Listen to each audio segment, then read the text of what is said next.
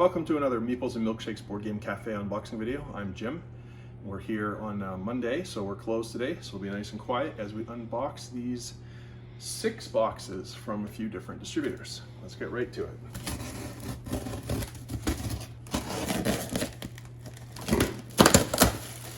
So first up, we have a game that was kickstarted in 2016 originally and is now generally available, called Secret Hitler. This is a social deduction game for 5 to 10 players, and it's a lot like the Resistance if you've ever played that, but instead of spies versus the Resistance, it's liberals versus fascists. Yeah, this game actually came out, it was supposed to come out prior to the 2016 election as a sort of social warning to America, and then like most Kickstarters, it came out late, so it didn't come out until after the election. I don't know that it would have made any difference, but anyway, it's kind of funny that that's the history of that, and that now we can put that all behind us. And here's Secret Hitler. It is a very, very fun social deduction game. This is the first time that we've had it in the store. This one is special ordered, and there's one more in the box that will be for sale at meeples.ca and in store. Next up, we have a restock. I think the first restock of Gudetama, the Tricky Egg card game. It is a trick-taking game. It is based on a Japanese Sanrio character. Lazy Egg is Gudetama, and it looks like a lot of fun. Renegade always puts out good games. Last time we got this in, we only got a couple, and it's actually maybe more than a couple, but it's either way, it sold out right away, and it's taken this long to get more. So happy to have this back in stock, Gudetama. Another game we're happy to have back in stock is Fox in the Forest. This is the original. This is the competitive 2-player trick-taking game. We also have the cooperative version, the Fox in the Forest Duet. It says play cards to win tricks against your opponent. Use the special abilities on the character cards to change the trump suit, lead even after losing a trick, and more. It's quite a fun 2-player trick-taking game. Most trick-taking games are for well more than 2 players, but this one is great at 2 players, and it's a very quick game. We have it in our library, as we do Gudetama and Secret Hitler, and there we go. Happy to have that one back too. We were sold out of that. And then lastly, in this box, we have a restock of the Polar Station, which is one of the more popular exit games. These are those. Only $13.95 for these, and they are playable only once. It is an escape room game, and you use an app on your phone, and these ones are designed to let you, fold and otherwise interact with the components, and that's why it can only be played once. But it's a good evening of fun for 1 to 4 players.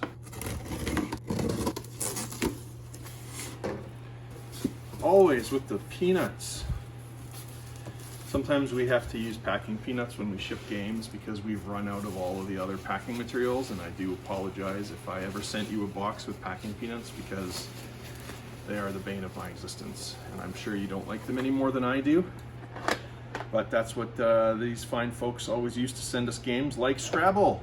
This particular copy of Scrabble is special ordered, and we have more. There should be more anyway in the box. Scrabble, of course, everybody knows Scrabble. This is the word-playing game where you're trying to build off the other words are already made and score lots of points. It's been around forever. Lots of fun. We do have it in the library. Of course we do. And here's some official copies to sell. There we go. Let's keep digging. Monopoly. I think this is the first time we've ever had Monopoly. We've had some special orders of like Godzilla Monopoly and things like that, but this is actually just straight up vanilla Monopoly. And say no more about Monopoly, but now we have it because we need to have it, because everybody loves Monopoly.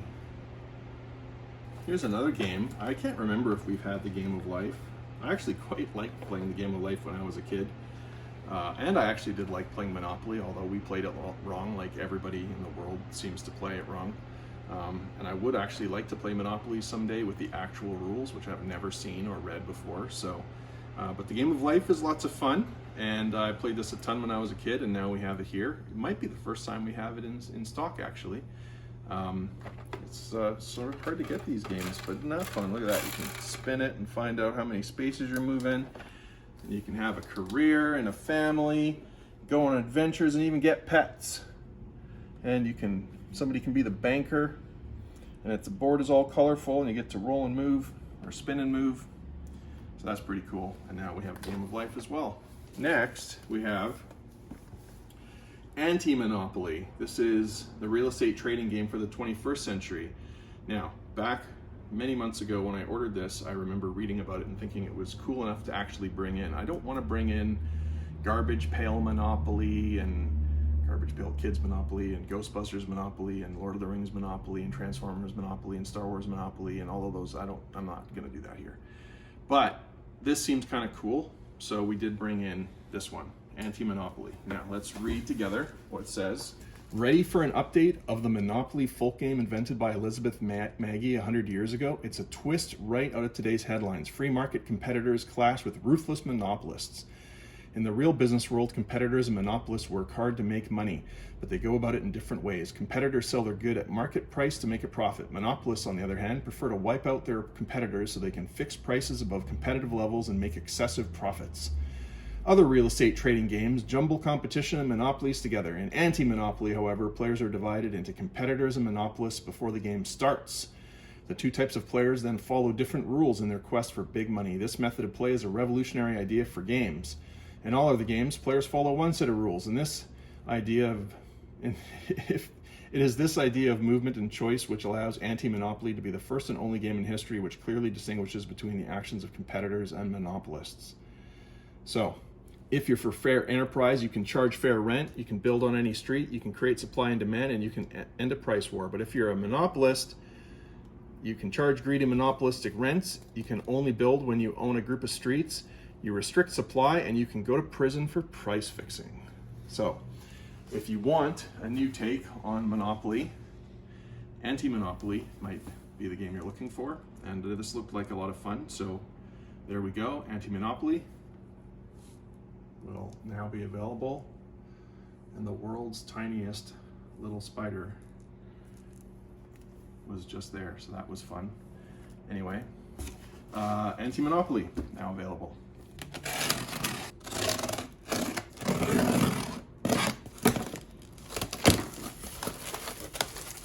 Well, that's a much smaller box than I was expecting, but it is a two-player game, so maybe it shouldn't be that surprising. Seastead, a dive and develop game in the world of Flotilla. This is a quick two-player game, 30 minutes, ages 14 and up. It includes a solo mode. I can't even remember how long it was since I ordered this. I honestly can't remember much of anything about it, other than it was two players. Two rivals compete over floating remnants of old Earth. You must build the infrastructure for humanity to thrive, but you can't do it alone. Can you strike a bargain with your rival while giving yourself the upper hand? Enjoy a deep strategic experience in the span of a lunch break. Oh, that sounds pretty good. So there we go. That, I don't believe, is special ordered. I don't remember a special order for this one. And so, yeah, this one will be available. I know I've mentioned this in the past, that I don't carry miniatures here because we just lack the space to have a decent variety.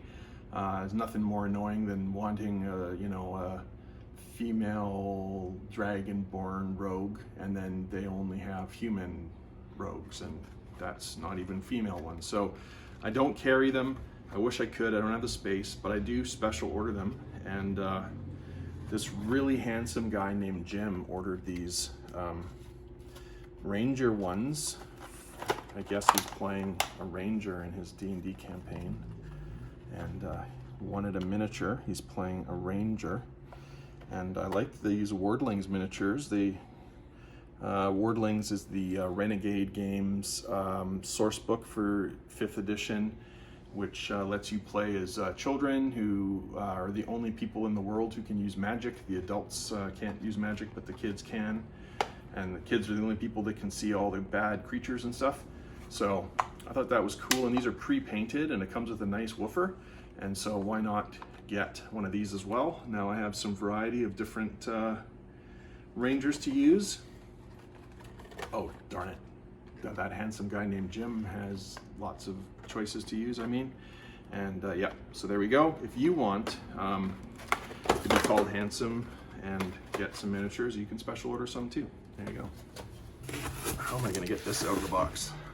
Very carefully is the answer. There it is. 2 more of those.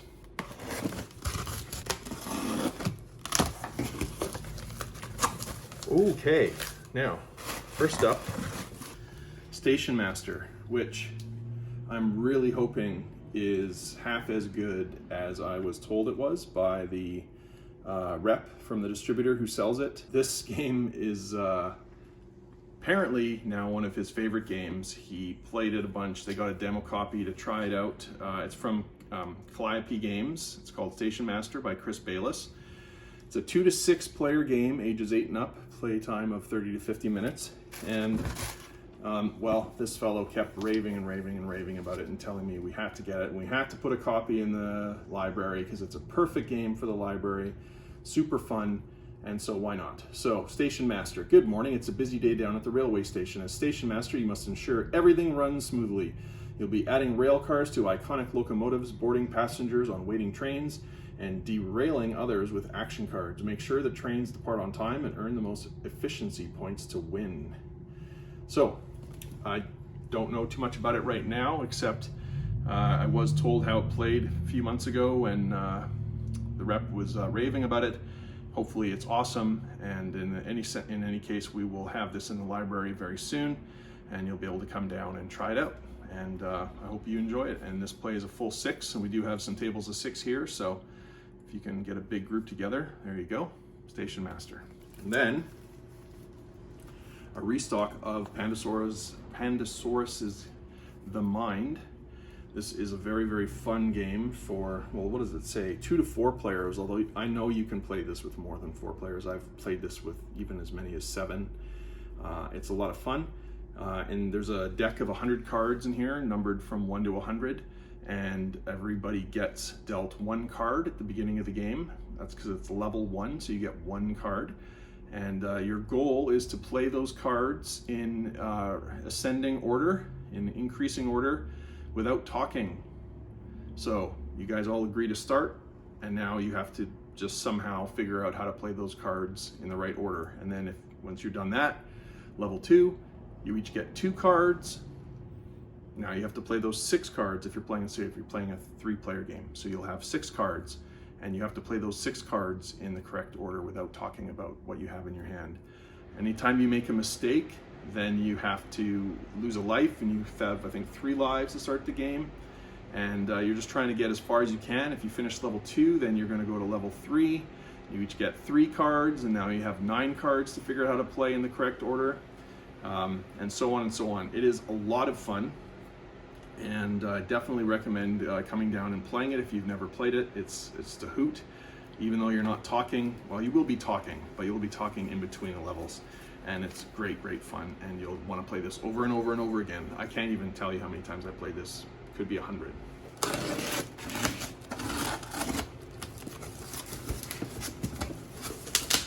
Here we have Telestrations After Dark, which is the not safe for work version of the original Telestrations, the telephone game sketched out.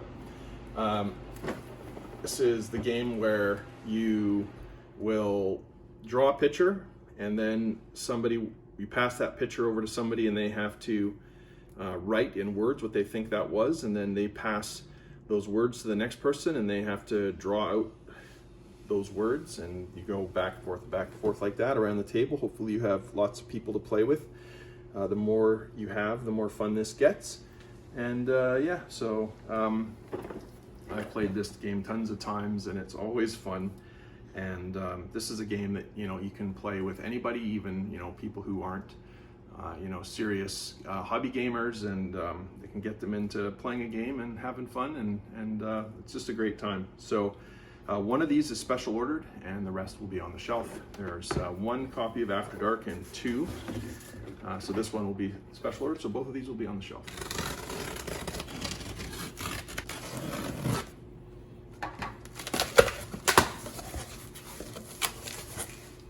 Very cool. So here we go. Villagers. This is the first time I'm seeing this. This is the new expansion for Tiny Towns. Let's look at that together. So, Tiny Towns Villagers. In Tiny Towns Villagers, the word has spread far and wide of a thriving little civilization in the forest. Creatures with incredible talents, from engineers to merchants, have come to visit these towns and decide where they will make their new homes. They offer the most astute town mayors their skills, which can transform buildings, control the influx of resources, and perform impressive architectural feats. The world of tiny towns is getting a bit bigger. So we have new building types, and yeah, now just to be clear, this is an expansion for Tiny Towns, which is an awesome game, and plays up to 6 players, and this plays up to 6 players as well. So we have yeah, some neat additional things for the game. If you've not played Tiny Towns, I highly recommend it, and this looks like a very worthy expansion for Tiny Towns. We also have the first expansion, whose name is currently escaping me. It's on the shelf over there somewhere. Where is it? No, actually it's not on the shelf. Oh, we'll have to bring another copy down from the warehouse, but it's called Fortune, I believe, Tiny Town Fortune. So this is Villagers. And then, wow, Paris. Wolfgang Kramer and Michael Kiesling, they have made a lot of games together, including this one. This looks gorgeous. Take a look at that. We're gonna look at this together as well. I ordered this ages and ages ago and have, like often I do nowadays, I've forgotten how this one works. Paris is at the height of its transformation into one of the most beautiful cities in the world after having successfully organized the World Fair in 1889, topped by the construction of the Eiffel Tower. Paris goes through a period known as La Belle Époque. In Paris, players take on the roles of real estate investors trying to purchase the most exquisite buildings in the late 19th century. Players score victory points by purchasing buildings and obtaining bonus tiles. So, I do know that Wolfgang Kramer and Michael Kiesling know what the heck they're doing when they make games, and I do love the art and the components in this. I love a hidden screen in a game when you can hide resources and other things from players. It is so fun. And I like the Arc de Triomphe there in the middle. Although, was the Arc de Triomphe actually even standing in 1889? I guess it must have been, but maybe this isn't the Arc de Triomphe. It looks like it would be.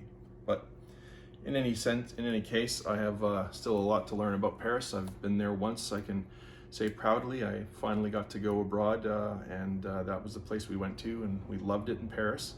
And I definitely want to try this game out, and I'm sure my family's going to want to try it too. So that's Paris by Wolfgang Kramer and Michael Kiesling, and so I have these 2 copies right now, and at some point in the not too distant future, I hope we'll be getting some more, because I ordered some more already, and yeah, so then at that point maybe we'll even put a copy in the library. But I think these copies are going to just be for you guys, meeples.ca and in store. So that's Paris. It's a pretty heavy box too, by the way.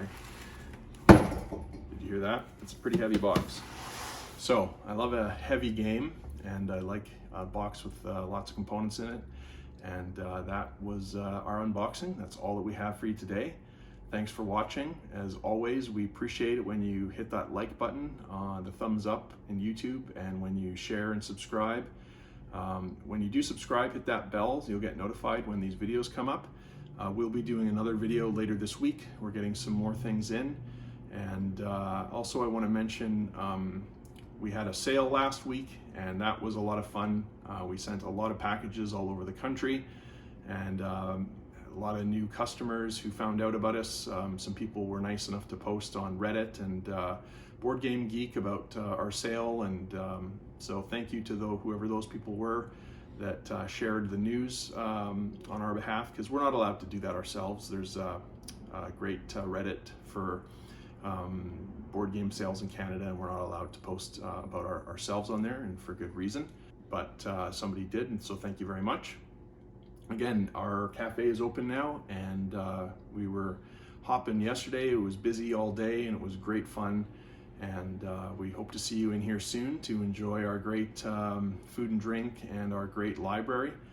So thanks again for watching, and until next time, stay safe and have fun. Bye for now.